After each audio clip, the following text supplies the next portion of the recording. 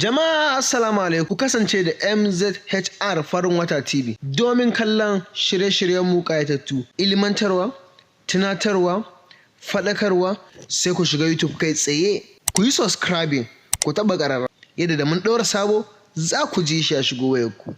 Mun gode. Barkanmu da haɗuwa a wannan lokaci mai albarka. Muna gode ma Allah maɗaukakin sarki. Kamar yadda muka saba a wannan tasha tamu mai albarka, yau cikin taimakon Allah muna ɗan son mai nazari ne akan abin da ya shafi ilimi.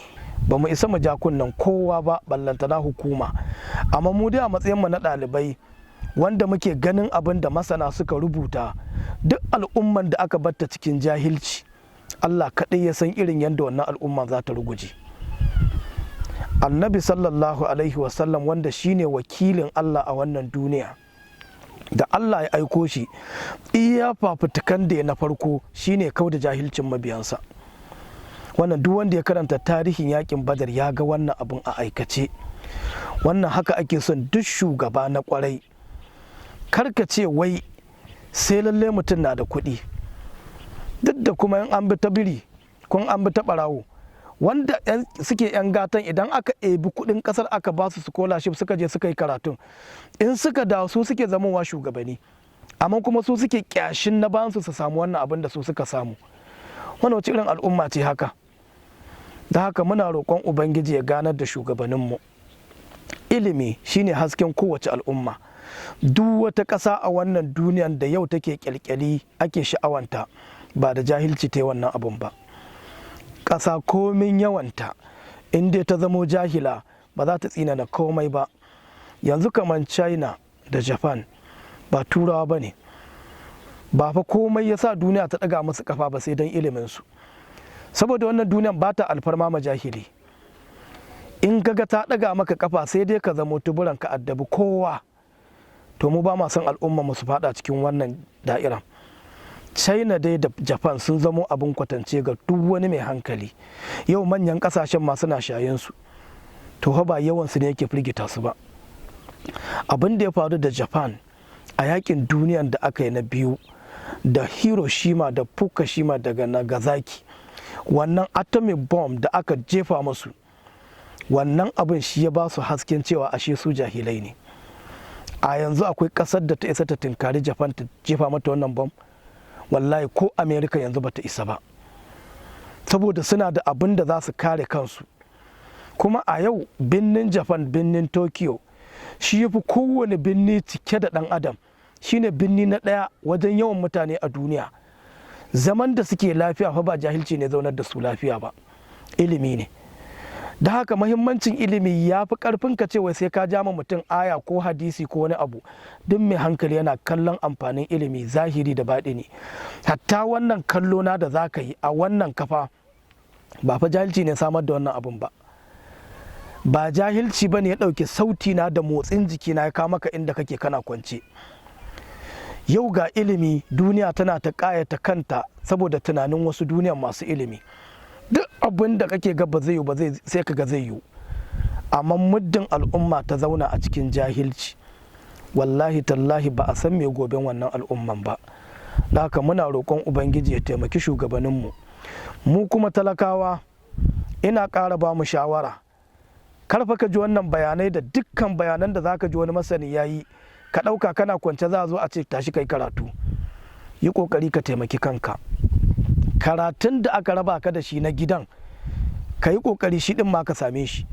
Idan baka samu wannan na duniyan kai tsaye ba, ka samu wanda za ka kyautata alaƙa tsakaninka da Ubangijinka. Ka yi ma kanka kiyamun laili. Amma muddin ka zauna ka ce tun da ba za ka yi na boko ba sai dai ka zamo ɗan iska, za a damu, amma kai za ka fi kowa shiga tasku. Don kuwa za ka zamo familinka ba za su ƙaru ta alheri ba. In an ga 'yan ta'adda sai a ce a cikinku suke, idan an ga fitinannu a cikinku suke, in an ga tuburan a cikinku suke. Kaga baka zamo alheri ma iyayenka ba, baka zamo abin alfahari ma danginka da kabilarka ba. Don haka karkace sai gwamnati ta baka ilimi, iya abin da za ka iya yi kokari ka yi. Wannan ilimi karkace sai ka mallaki takarda, ba lallai ba ne. Kai dai ka iya kokarinka ka kawar ma kanka da duhu na jahilci ko ma wani iri ne. aƙalla ka samu abin da za ka iya communicating tsakaninka da kwastomanka idan kana kasuwa. Wannan shi kadai ba ƙaramin nasara ba ne, saboda ni'imar Allah bai tara shi kadai cikin ilimin boko ba. Tun da yanzu kuɗin jami'a ya gagari ɗan talaka, kullum a rediyo za ka ji ana neman taimako. Tun da ana neman 30,000 40,000, yanzu fasance ya sauya, kuɗi ake nema masu nauyi, gwamnatoci ta kansu suke yi. Idan suka biye mu wannan aikin da ake gani a ƙasan ba lallai su iya yi ba. So gaskiya ina jan kunnen mu talakawa wanda ba mu da shi, kar mu ce sai mun shiga jami'a.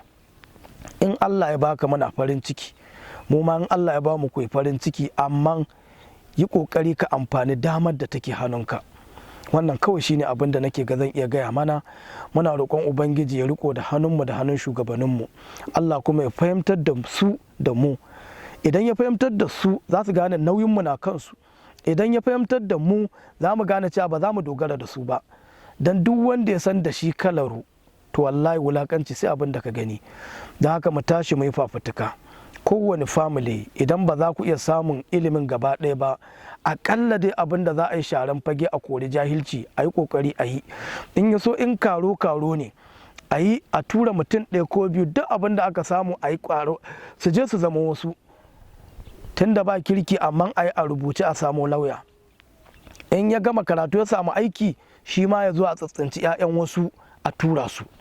Da haka in Allah ya taimaka sai mu rage adadin jahilai da marasa karatun da suke cikinmu. Idan kuma ta hanyar kasuwa Allah ya maka buɗi, to a samu wasu ɗaiɗaiku a tsitsinta, a zuwa yi ƙoƙari a ɗauke masu wannan talauci da ake zama da shi. Saboda abu biyun nan matsala ne, da talauci da jahilci, ba mu san wanda ya fi cutatarwa ba. Allah ya raba mu da kowane irin yanayi na ciki, na talauci ko na jahilci. Muna roƙon Allah ya agaza mana. Za mu tsaya nan insha Allah, mu haɗu a shiri na gaba cikin taimakon Allah.